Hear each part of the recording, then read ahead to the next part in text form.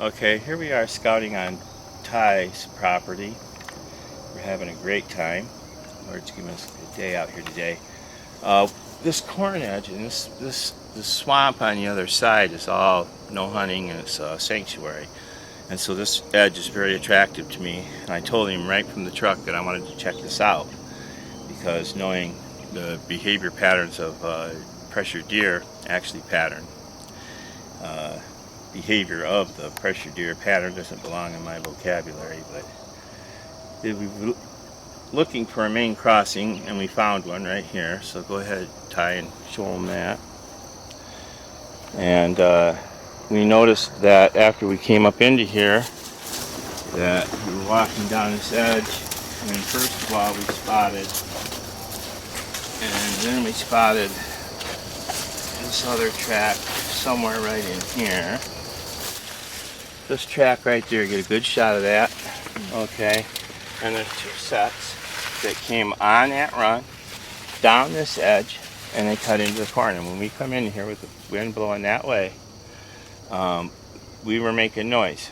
I don't think they winded us, and I heard one take off and seen some stalks wiggle. So this morning they tailwinded out of the swamp, crossed on that main crossing there, that main artery, hit the edge because they're a creature of the edge, followed it down at a place of his choosing, cut in, and this will vary. Where he cuts in will vary up and down this line due to multiple things. Now this deer, you can tell we didn't disturb, it's walking, so we didn't jump this deer or anything. And there were some other nice tracks going down the road, but what we're going to do here is we've already started it. We're going to pull, because there's no trees here, and because it's calling for a ground blind, we're going to use ground blind, and we're going to use a real effective ground blind.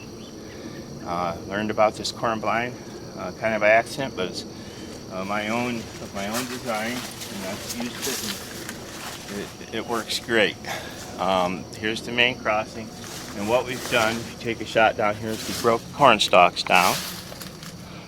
And we're going to sit right at the end of that and be able to shoot all the way to the road. We're going to take our saw, go ahead and pan to the road, Ty, show them. See those branches there? What I'm going to do is you keep an eye on them here. We'll take all this stuff down with our saw. We're done.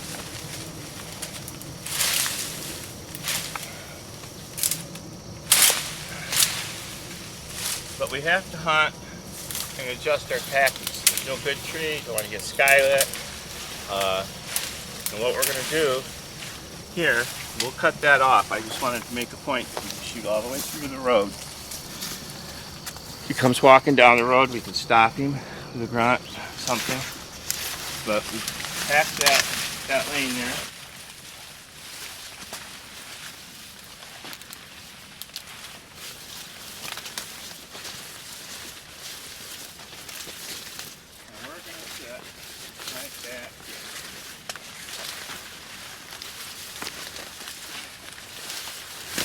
And a nice, comfortable, easy chair. And then come around here, Ty, and let's show them what we got. We got a real nice shot lane. If we hear them coming, we hear the corn stalks wiggling. If we have to, we can stand up. But also, we're going to do this real quick. You get a shot of me doing this. I'm going to make us a lane going this way. And we'll do the same thing for our entry coming in the other way. But as I told him, with a southwest wind, we're going directly into the corn. Their instincts are going to have them want to move into the wind at night to come out to the edge and then use this crossing right here. And so they're going to want to move into the wind. So any of the deer that move into the wind anywhere along this edge are going to end up, or anywhere in this corn and hit the edge, are liable to follow it down and hit this main crossing, because we checked. And this was there was no others like this one. This one was the best one. So, and then also, the bucks are using it, and we'll get a shot of the rub up there. There's a rub, it's hit on both sides of the tree, coming and going, so in and out. Doubles your chances, but blow right directly into the corn. Person might say, well, you get picked up. there's a possibility of that. But there's only one scent string. And any deer moving to the edge into the wind, very liable to end up in your shot lane right here. You sit on the ground, nice comfortable chair with a back, bow in your lap, and just snip you a peephole through here, and it's just to detect motion, so that you can see the motion coming down the line. More than likely, if it's still, you'll hear them. If it's windy, you're going to need them. But the deer will walk up here to this edge. When he turns to cut into the hole, now you've got the ideal quartering away shot, and you smoke him. He'll break that into the wind and head into the sanctuary and die. Really good setup right here. And when, like I said, these trees here just aren't big enough for a stand. You're gonna get skylit. I mean, you might be able to get away. I could get away with one of these trees lower early in the season, but even then, they might see you climbing up in the thing. This way here, you're coming around, and like I said, you would come down the road and walk by this. So in the morning, when he comes out of the swamp like he did this morning, and he hits that road, if he picks up a human scent on the road, he'll go back and forth. And he'll cold track that. He'll see that the scent's going hot that way, and he'll see that the scent's going colder this way, so he's cold tracking, he's determining. His instincts will tell him to go that way. We already know he wants to go that way, so that's just enhancing his movement already. He's already doing. So he's going to come out, hit this. We purposely leave the human scent coming in from this way, or we don't, purposely, but I mean we just walk in. If he picks it up, it's going to work for us, not against us.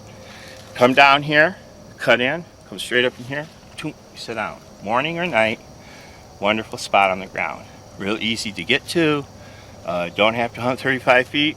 I said I would bring that up as often as I could.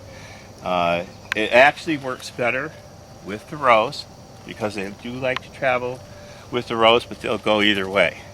But with the rows, you have to do less hacking. But with your saw, you just real quick here.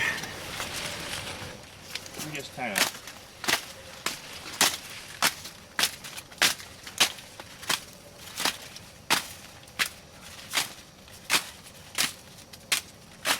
shoot. But right there's the track.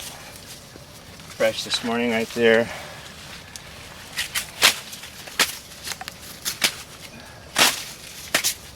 Now, another thing I might add, as long as we're doing this, is many times I've done this, choose an extra wide row and clear it when you're actually not even hunting in the corn and you want to access a tree. It makes a wonderful way early in the morning. You're not touching anything. You come through here, you can really, test it out good. You don't have to hurt the farmer's corn, just leaves,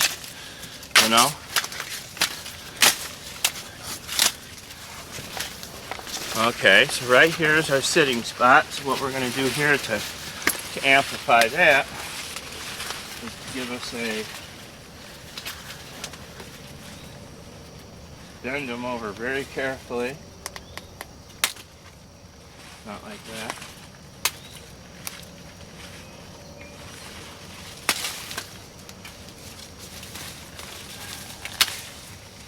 I would take a piece of twine and just real quick, or a piece of wire, probably breakable twine, so it doesn't get caught in the deer and hurt the deer. Twine a few of these over, just give you enough break up so that when he steps into that hole, he's not going to see you. So we're going to sit right here with our self facing like this. We shoot this way, no effort this way.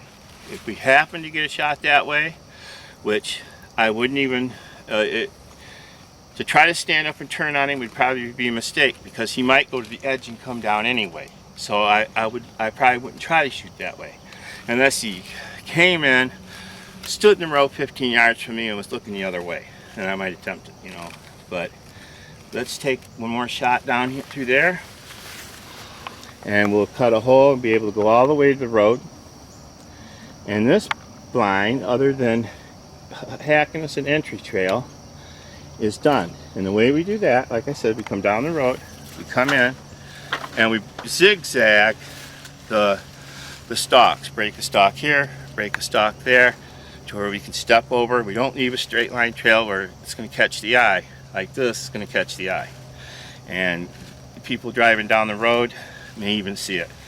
But he's got permission to be here, so it's no big deal. It's just that, you know, if the farmer says anything, we did not mess with the corn cobs. We strictly did the let him know. You know, if he happens to see Elaine in his cornfield, what we're up to, always, you know, tell him right up front what's going on. Then we're gonna walk over here to the front and finish up this segment real quick.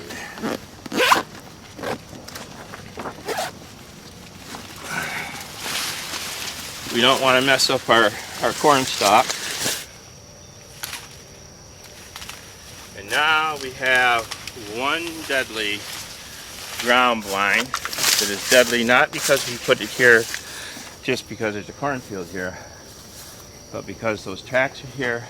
We've got a major crossing. We've got the rub on the tree on both sides from last year, coming and going. High percentage location. Ty asked me when we were coming in here, would I hunt here, would I hunt there? And I said that try to hunt only the highest percentage locations. That ups your odds. Focus on them. Don't hunt in places where percentages are low. You want to maximize your effort. And Ty will come back and hack his lane to the road as he chooses. And this is the corn ground blind. You can hunt this blind with any southerly wind. Anything southerly. South, southwest, southeast. It all works. Southeast, they come out, they're guaranteed they're coming this way. Southwest, they come out, guaranteed they're coming this way. And they're going to hit this. Best crossing that we've seen coming down the road. So, that's how you do it in the corn. That's how you make it happen. Okay. Okay. This buck this track makes perfect sense with a southwest wind, because he come out kind of tailwinding here, he turns and goes in that way, and it's a really nice sized track. It's either a 3.5 or 4.5, but he's got more of a rounded toe, you know, rather than the sharp pointed toe. And this buck is being pretty careful. He's not under a lot of pressure here though, because he's breaking sound, high pressured buck behavior. So you've got a mid to low pressured animal traveling, tailwinding through cover, you know, from cover to cover with the wind, which is, goes against the behavior of the deer I hunt, but that just tells me that these deer are moving, probably going to be a little bit easier to shoot in the aspect that they're going to be moving more during the day. But that's, you know, how, you know, I look at tracks, see how careful the tracks are being and what they're doing, which really, I mean, he's not really being careless, but the bucks I hunt probably wouldn't do this. So low to mid pressured animal, 3.5 to 4.5, I would say. And here's an older track with a spider web in it that's got a sharper point. So this is showing buck travel. This is showing different bucks. See the spider web in there? And so there's two sets of tracks here, but they're all since the rain. When did the rain quit? 36 hours ago. 36 hours since the rain. So we've had two bucks move through here in the same direction, along the same path, within shooting range of the blind we just made in the last 36 hours.